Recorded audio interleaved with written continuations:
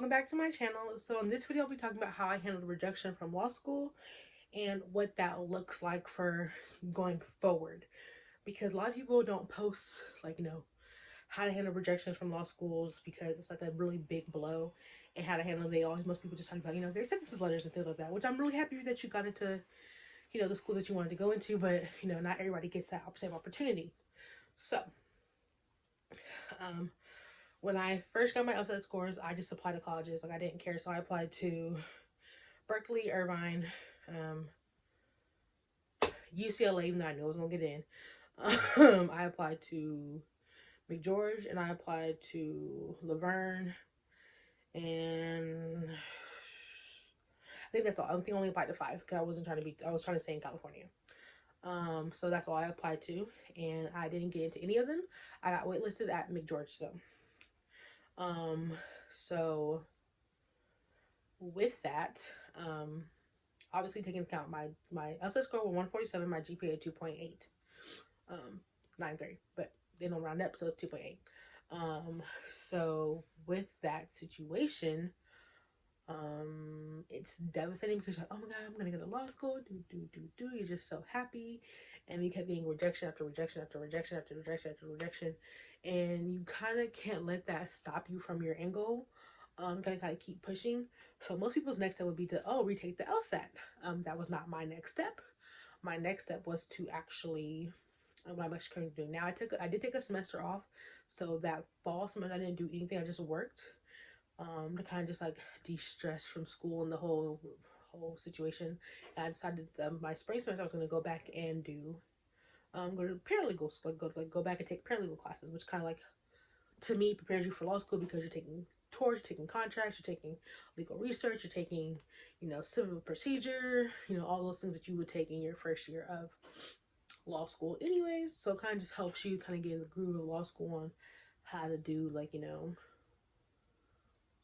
law stuff, but from a paralegal point of view, not from a lawyer point of view. So I know that the classes are different. It's just kind of to help get my foot in the door, and kind of get me used to doing like law stuff. I don't know why I said law stuff like that, but I don't know. So what I ended up doing was I looked at the schools and like what their median GPA was and what their median LSAT score was, and a lot of them were like 3.0s but with a 147. So I was like, okay, think about it. And then I applied to for this upcoming fall, I applied to McGeorge again because I was waitlisted. I applied to Creighton, and I applied back to Berkeley, and I applied to Golden Gate. And I'm still at the current moment debating, because right now it's still May, because of the coronavirus, both Golden Gate and Texas Southern, which is where I'm also going to be applying, have extended their application dates. So I'm still debating on Texas Southern. But yeah, I always wanted to go to HBCU, so you never know. So you can't let rejection stop you from your dreams. As you see, I reapplied to colleges I got rejected from just to try again, and I applied to 2 out-of-state colleges. So my thing from Berkeley came back already, no admission. I already knew that because I did retake my LSAT, but I did call and ask them why. And I found that when you call or even email and ask them why, they will actually give you feedback. And I was told that because of my GPA was so low, I should have gave them an addendum about why and how that situation would help me and how it would help me succeed in law school. I didn't do that. I didn't know I should have did that. So that's also a hint for people that have low GPAs that want to go to law school. That's what you can do. You can write an addendum, and it's actually in the application process. It'll go personal statement, resume, addendum, and then that's always going to say optional. If you do have a low GPA, you feel like you want to explain why, that's always an option to you. So McGeorge again waitlisted me again. Can y'all believe that? Again, how y'all gonna waitlist me twice? So this time I called them and was like, hi, this is my 2nd year being waitlisted. I'm just trying to figure out what it is I can do to get in again. So this time they were like, yeah, can you just write an addendum about, because you touched on your, why you didn't have good grades, but can we get a longer explanation about that? Cool. boom. So they recently sent me something else that said to send another paper about me still being interested in why I feel like I should go there. So I just sent out my personal statement again because you know what? That's basically what they asked for, was like for another personal statement. And like a letter of interest. So, you know, I could be going to Georgia in the summer. In the fall, or I could have to start this process all over again. And then at that point, I might start thinking about retaking my LSAT, just because I'm not going to just keep applying to get rejected. So there's that situation. But you can't give up. You need to look into other avenues. You need to, you know, call the admissions counselor. You need to call the admissions director, email the admissions director. You need to bother them. And that's going to sound really crazy. Like, why do you want to bother them? Like, oh my God. But you need to bother them because you let them know that, like, I understand that you guys rejected me, but I want to understand why, and I want to understand what I can do to better my chances next time. So all the admissions counselors I've talked to told me that I don't need to retake my LSAT, but if I can improve my GPA, that will help.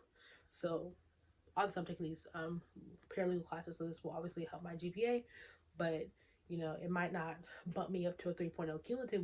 I don't know. It could and it could not. I don't know.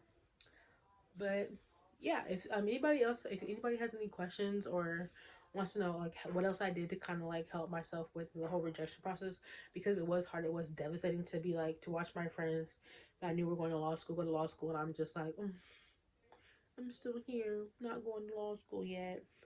And, you know, but I also looked at the, like, you know, you're thinking like, oh my God, I'm going to be the oldest person there. I'm going to be so old going to law school. But let me tell you, there's people there older than you, older than me, going to law school. There's no age limit to law school. It's a professional school, so you don't have to worry about, like, you know, like in regular college, not regular college, but like in 4-year college, where it's like 18 to like, you know, whatever. There are no 18-year-olds, there are no 19-year-olds. There may not be a 20, maybe. But most of them are like 20. Like the lowest age I've heard of like people they post their ages is 22. That's the youngest. So I mean, you're not gonna be by yourself. You're gonna be people they're related to. There's gonna be people there that are working full time and going to law school. So you know, you gotta just kind of keep pushing. But yeah, if you have any questions about, you know, how I handled rejection, what I did, how I was able to overcome that, let me know, and I will gladly answer that for you. If you don't feel like you want to ask me on here in my comment section, don't be afraid to hit me up in my DMs on Snapchat and on Twitter. Don't I have a Twitter? I mean, I do have a Twitter, but I don't know if you guys have my Twitter. But on my Instagram, Snapchat, Twitter, even my Facebook, and I will gladly answer any of those questions you guys have for me, because I know that talking about like rejection and, like, you know, GPAs and LSAT scores are extremely personal and extremely sensitive, and a lot of people don't like to talk about it. As you guys probably seen on, you know, YouTube, a lot of people don't say what their LSAT score is. And you're just like, well, what is your LSAT score? They don't want to tell you because they don't want anybody to feel bad. But you know what? I want to help the next person get to where I'm trying to go, which is to go to law school. And the only way to do that is if we talk about these topics. So, yeah. I will see y'all in the next installment of this series. Bye!